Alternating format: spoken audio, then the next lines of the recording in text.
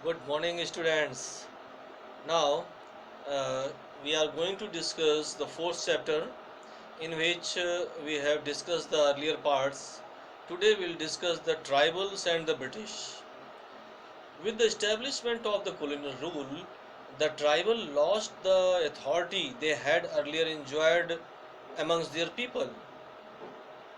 अंग्रेज़ों के आने के बाद कॉलोनियल रूल के बाद ब्रिटिश जो ट्राइबल लोग थे इन लोगों ने जो इनको अथॉरिटी मिली हुई थी ये सब पूरा ब्रिटिश लोगों ने छीन लिया और इनकी सारी पावर वो ख़त्म हो गई।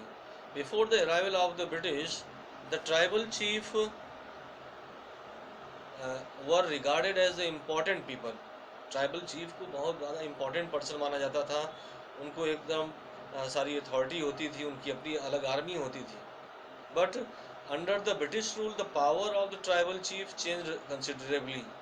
बट जैसे ही ब्रिटिश रूल आया उन्होंने उनकी सारी पावर को हटा दिया and they lost the right to administer and were pressurised to follow the rules that British enforced.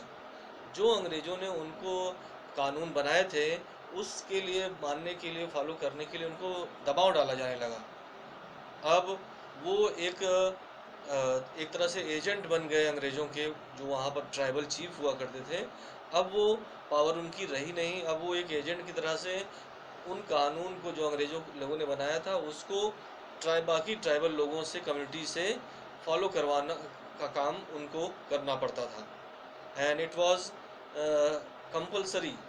ये उनको करना ही पड़ता था। Okay, now the steady rise of the British rule in the India slowly began to affect traditional lifestyle of the tribals and gradually जैसे जैसे British rule बढ़ता गया, उनकी पावर बढ़ती गई और धीरे धीरे ट्राइबल एरियाज़ में भी उनकी एंट्री बढ़ती गई, वैसे वैसे और उनके लॉज स्ट्रिक्ट होते चले गए and the grievance of the tribals became very severe.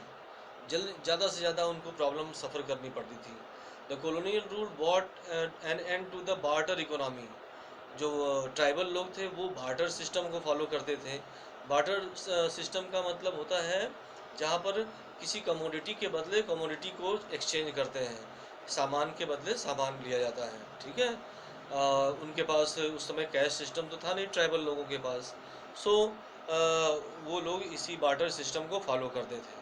But British लोगों ने इस बार्टर सिस्टम को ख़त्म किया और कैश सिस्टम वहाँ अप्लाई कर दिया। अब कैश ना होने की वजह से ट्राइबल लोगों को, बेचारों को बाहर जाके अपने प्रोडक्ट को बेचना पड़ता था या फिर उनको कहीं मजदूर की तरह से वर्क करना पड़ता था और बहुत कम सैलरी उनको मिलती थी and it was a great problem before them. The tribal landless tribals now had to work as a labourer in these lands.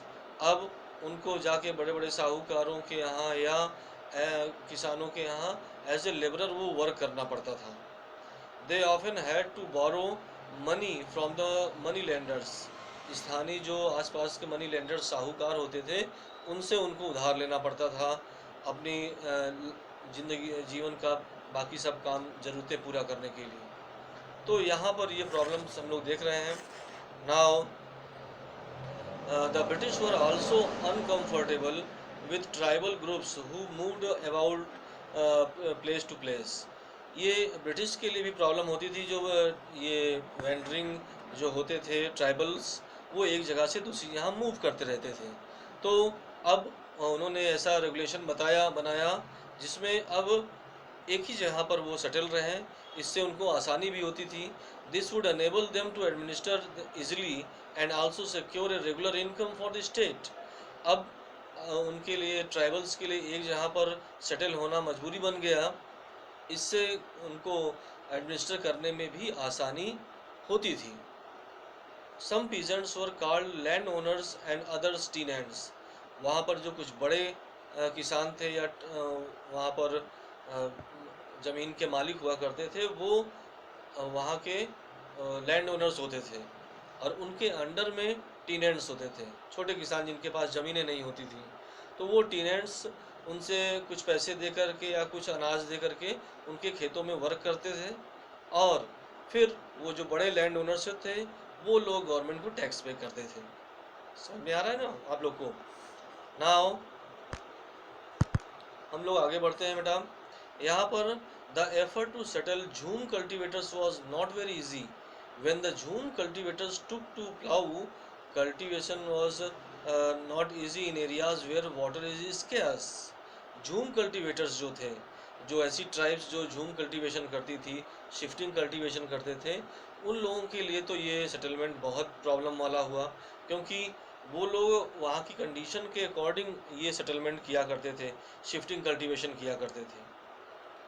अब शिफ्टिंग कल्टीवेशन पे बैन लग गया, उनको एक ही जगह सेटल होकर के एग्रीकल्चर करनी पड़ती थी।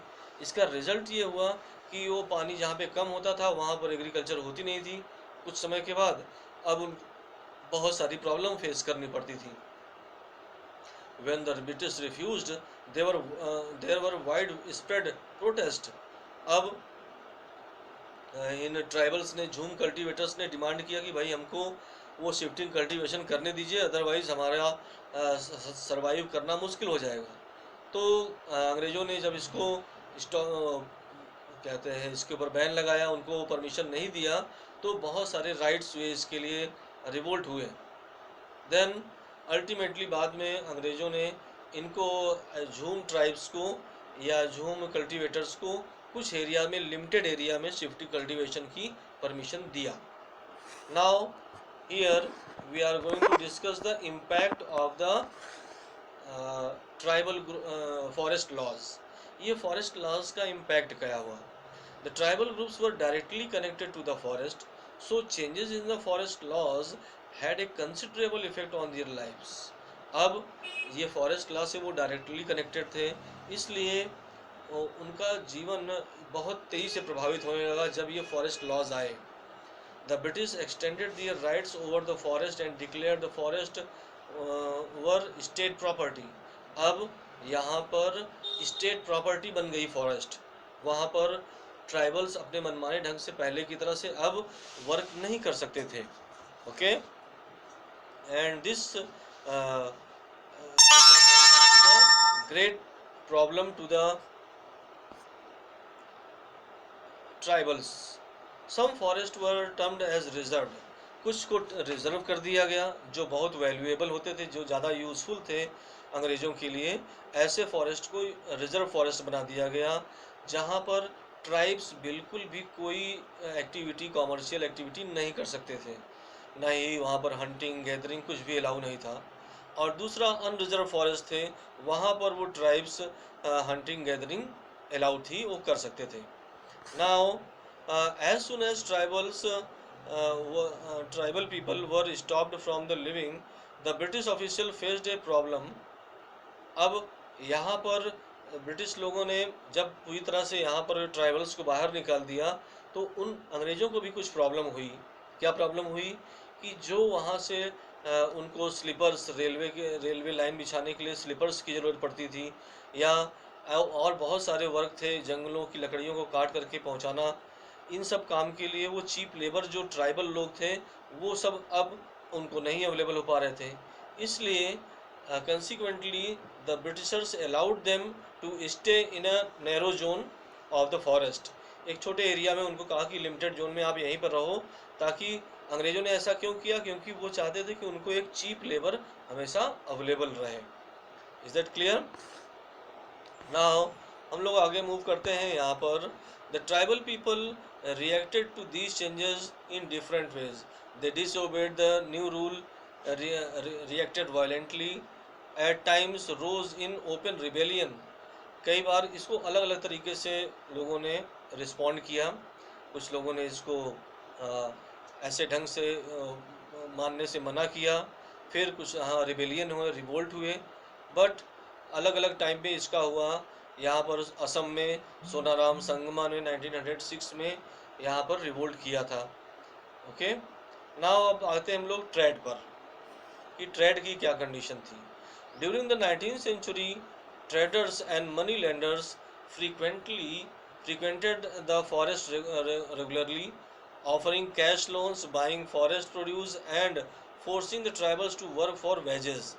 अब चूँकि ग्रीड बढ़ती जा रही थी मनी लेंडर्स की, प्लांटर्स की, तो वो लोग चाहते थे कि जो ये ज़मीनें हैं वो लैंड ओनर्स के पास हो जाएं या मनी लेंडर्स के पास हो जाएं, और जो ट्राइब्स लोग हैं जो उसके ओनर बने हुए हैं वो लोग एज ए लेबरर का से वहाँ पे वर्क करें, ताकि ये लोग ज़्यादा से ज़्यादा कॉमर्शियल पैटर्न पे अपनी प्रोडक्शन को वहाँ पर कर सकें। In the 18th century, Indian silk was in great demand. As the market expanded, the officials of East India Company tried to encourage silk production. अब सिल्क की डिमांड बहुत ज़्यादा थी 18th सेंचुरी के आसपास, तो उस समय यहाँ की ट्राइब्स को बहुत ज़्यादा प्रमोट किया गया कि वो सिल्क को ही प्रोड्यूस करें। देन वहाँ पर इसके लिए कोकून, जो वो कोकून शीशम का सिल्क के लिए जो सिल्क के लिए वॉर्म होता है, कीड़ा होता है, उसे ही कोकून कहते हैं, और उसकी भी खरीद होने लगी। तो अब उसमें भी एक तरह का सिस्टम डेवलप हो गया। कोकून सप्लाई करने वाले और फार्मर्स के बीच में यहाँ पर मिडिल मैन होने लगे। वो लोग वहाँ से कोकून लेते थे, जो प्रोड्यूसर होते थे, और उनसे फार्मर्स को प्रोवाइड करते थे। इस तरह से उसके बीच में भी यहाँ पर मिडिल मैन तैयार हो गए। The plight of tribal became worse as they had to move far away places in search of work. अब ये काम, उनका जो ओरिजिनल काम था वो तो छूट चुका था। अब ये जो फोर्सली जो वर्क करना पड़ता था, इसको छोड़ करके अब वो अगर किसी काम के लिए जाते थे तो इसके लिए बहुत दूर उनको वर्क के लिए जाना पड़ता था।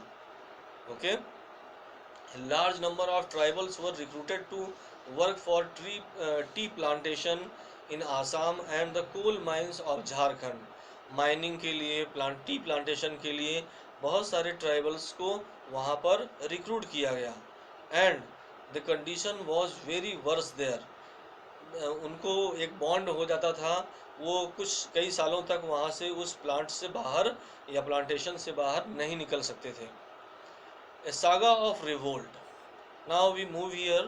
In the 19th century, many tribal groups rose in revolt against the exploitative policies of the British. उनकी पॉलिसी के खिलाफ उन्होंने बहुत सारे विरोध किए, रिवोल्ट होना स्टार्ट हुआ। कई रिवोल्ट हुए, छोटे छोटे बहुत सारे रिवोल्ट हुए। नो डाउट ये रिवोल्ट अनसक्सेसफुल रहे, बट अब उनको पेनफुल कंडीशन थी तो कुछ ना कुछ तो रिस्पॉन्ड करना ही था।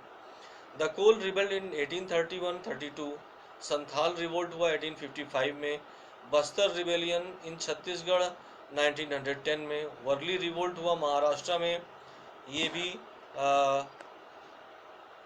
यहाँ पर 1940 में। सो ऐसे आप देखोगे कि बहुत सारे रिवोल्ट यहाँ पर हुए। Information about the revolt is available to the tribal legends, जो उनके बारे में जो कहानियाँ मिलती हैं उसमें इन रिवोल्ट के बारे में जानकारी मिलती है।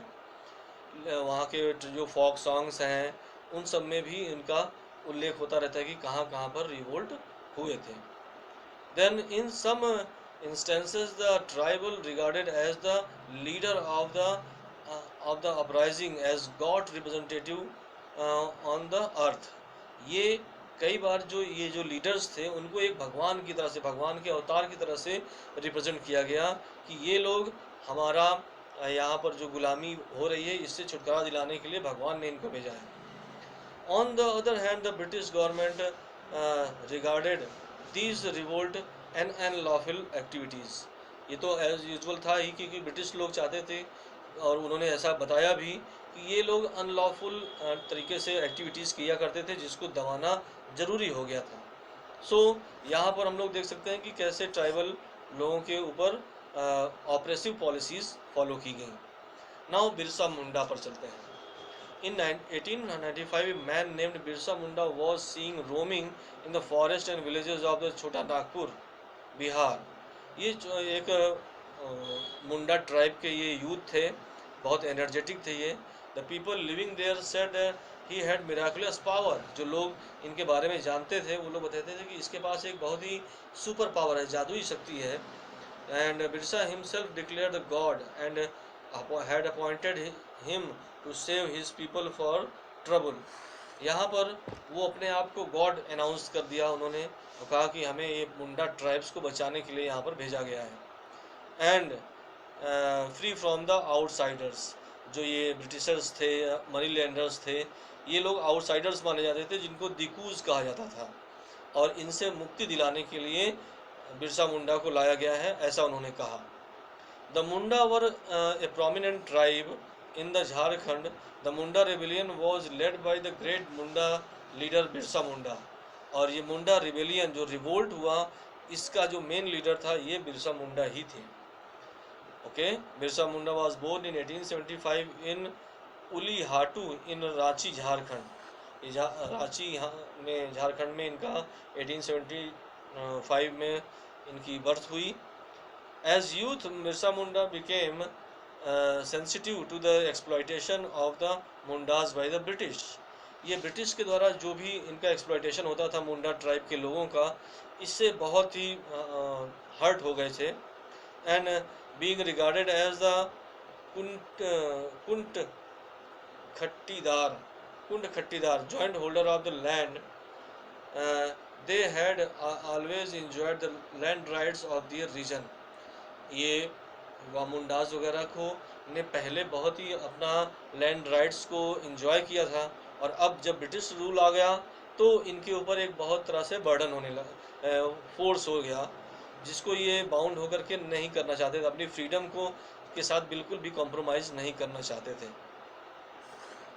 Then in 1894 the failure of the monsoon caused widespread starvation and epidemics. Birsa Munda dedicated service to the sick and starving, earned him title the धरती आबा। 1894 में एक बहुत बड़ा वहाँ पर ये मानसून की ना आने की वजह से एपिडेमिक फैल गया, बहुत ज़्यादा वहाँ पर ड्रॉट की तरह से कंडीशन पैदा हो गई, और उस समय में बिरसा मुंडा ने लोगों की जो हेल्प की, बहुत सहायता किया, इसकी वजह से उनको धरती आबा, फादर ऑफ द अर्थ का टाइटल लोगों ने दिया, Dharti Aba. Okay, early in life Birsa Munda was influenced by the Vaishnav preacher. He wore the sacred thread and began to value purity and piety. शुरुआत के कुछ दिनों में वो वैष्णव जो होते हैं प्रवचन के जो देते हैं लोग, उसके इन्फ्लुएंस में आए और उन्होंने वैसे ही वेश धारण किया। He urged the followers to recover their glorious past. और उन्होंने याद दिलाया लोगों को कि आप लोग, जो हम लोग पहले मुंडा ट्राइब के लोग जो एक अच्छा लैंड राइट को एंजॉय करते थे, वो समय फिर से लाया आना है, और इसी को वो लोग गोल्डन एज या सतयुग कहा करते थे। During the British rule, many non-tribals migrated to the traditional tribal areas and grabbed the land owned by the tribal groups. बहुत सारे नॉन ट्राइबल लोग, मनी लैंडर्स, कॉमर्शियल लोग, बिजनेसमैन, वो लोग यहाँ पर आए और उन्होंने ट्राइबल्स की ज़मीनें हड़प लिया था। In due course tribals were compelled to work as a labourer. और उस समय उनको ट्राइबल लोगों को एज ए लेबरर वर्क करने के लिए फोर्स किया गया। Birsa Munda strongly this system was called beth begari. यहाँ बहुत इम्पॉर्टेंट टर्म है बेथ बेगारी, जो वहाँ के मुंडा ट्राइब्स के लोगों को फोर्सली जो लेबर का वर्क कराया जाता था, उसे बेथ बेगारी कहते थे। बेथ बेगारी में बहुत कम पैसा उनको दिया जाता था। He also disliked money lenders and zamindars. Money landers और ज़मींदार जो बहुत मनमाने ढंग से इंटरेस्ट लोन देने पे इंटरेस्ट चार्ज करते थे, इसकी वजह से उनसे भी बिरसा मुंडा बहुत गुस्से में थे। Birsa Munda started the revolt in Chota Nagpur region में इन्होंने स्टार्ट किया। The main revolt took place in region south of the Ranchi 1899 उसी एक साल के दौरान में यहाँ पे ये तेजी से फैला। The movement came to be called the Ulgulan or great टर्मल्ट। यहाँ पर जो ये रिवोल्ट हुआ, इसको उल गुलान कहा गया, या ग्रेट टर्मल्ट का मतलब एक महान ऐसा जो रिवोल्ट या एक ऐसा विरोध का जो स्टार्ट किया, जिससे हम लोग को फ्रीडम मिल सके, ट्राइबल लोगों को, एक उसका टाइटल दिया गया। Okay, the entire Munda community join together under his leadership. बहुत सारे लोगों ने उनको, पूरे मुंडा ट्राइब ने भी ज्वाइन किया। Many Munda men, women fighting with bows, arrows and catapults fell to British bullets. अब ये ट्राइबल लोगों के पास तो वही एरो और वो था, तीर धनुष तलवार, कहाँ तक चलेगा काम। ब्रिटिश लोगों के पास तो मॉडर्न वेपन्स थे, गन थी, ठीक है, तो उनका तो वैसे ही जो साइड था वो ज़्यादा स्ट्रांग था।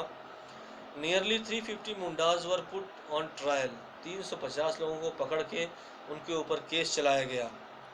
एंड उसमें से बहुत सारे कई लोगों को फांसी दी गई। The government attempted to redress the grievances of Mundas. इस रिवोल्ट का यही रिजल्ट हुआ कि कुछ उनकी जो ग्रीवेंसेस थे उसको कम करने के लिए कमीशन बनाया गया। Then Chota Nagpur tenancy act of 1908 provided some recognition to their khuntkatti right. जो वहाँ पे लैंड राइट्स दिए गए उनको रिकॉग्नाइज किया कि नहीं भाई, वहाँ के ट्राइब, मुंडा ट्राइब के लोगों को छोटा नागपुर में कुछ राइट्स मिलने चाहिए। Okay, beside the act the government initiated several steps to bring the tribals and administration closer to each other. Government ने नो डाउट कुछ समय के लिए ही सही लेकिन ऐसे काम किए जिससे ट्राइबल और ये ब्रिटिश लोग ऑफिसर्स थोड़ा सा करीब आए, उनके बीच में ग्रीवेंसेस कम हुए। The government officials were stationed closer to Munda villagers so that they could quickly attend the grievances of the tribals. बहुत सारे ऑफिसर्स को उसी गांव में रखा गया ताकि वो उनकी प्रॉब्लम को तुरंत सॉल्व कर सकें। देन यहाँ पर आप लोग को हम लोग यहाँ पर चलेंगे। एंड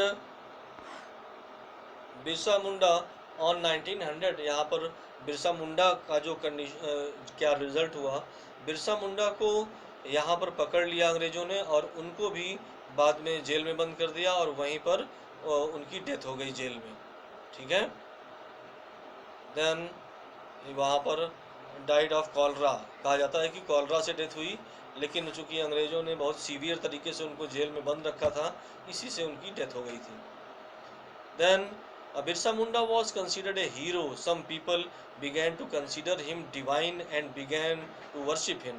लोगों ने उनको देवता की तरह से, भगवान की तरह से पूजना शुरू किया। However, the movement was significant in two ways. First, the British government introduced laws so the tribal land could not be easily taken away by the Dikus. अब थोड़ा सा इसका रिवोल्ट का सबसे बड़ा फ़ायदा ये हुआ कि इसके लिए टेनेंसी एक्ट आया। अब इस एक्ट के थ्रू बहुत आसानी से, अभी भी लिया जाता था ऐसी बात नहीं है, बट बहुत आसानी से जो आउटसाइडर्स थे वो ट्राइबल्स की ज़मीनों पर कब्जा नहीं कर सकते थे। Second, it provided the tribal people had a capacity to protest against the injustice and express their anger against colonial rule. और एक रास्ता ये भी अब इनको मिल गया कि अगर ये उनकी पॉलिसी पसंद नहीं आएगी तो इन लोगों ने उसके अंग्रेज़ों के खिलाफ प्रोटेस्ट करना, रिवोल्ट करना का अधिकार अपने पास रखा, और जब कभी भी उनके साथ इनजस्टिस हुई तो उन्होंने इसका विरोध किया। तो this way we have completed this chapter and here we can conclude that no doubt Britishers were very powerful, and due to the narrow vision of the tribals, tribal लोगों का जो पर्पज़ था वो केवल था कि उनका क्लैन, उनकी कम्युनिटी वो फ्री हो जाए, उनको कोई टेंशन न दी जाए, तो फिर उनको कोई प्रॉब्लम नहीं थी क्योंकि वो नैरो माइंडेड थे, वो केवल अपने आप को सोसाइटी से अलग रखते थे और इसीलिए वो सफ़र किया इन्होंने। अगर शायद सारी कम्युनिटीज़ का कोई ऐसा लीडर होता जो सारी कम्युनिटीज़, सारे ट्राइबल ग्रुप्स को कनेक्ट करता और एक नेशन वाली फीलिंग आ जाती तो शायद रिजल्ट कुछ दूसरा होता। Okay students, now this way we have completed it, and if you have any query you can ask me in the live classes. Thank you, have a nice day.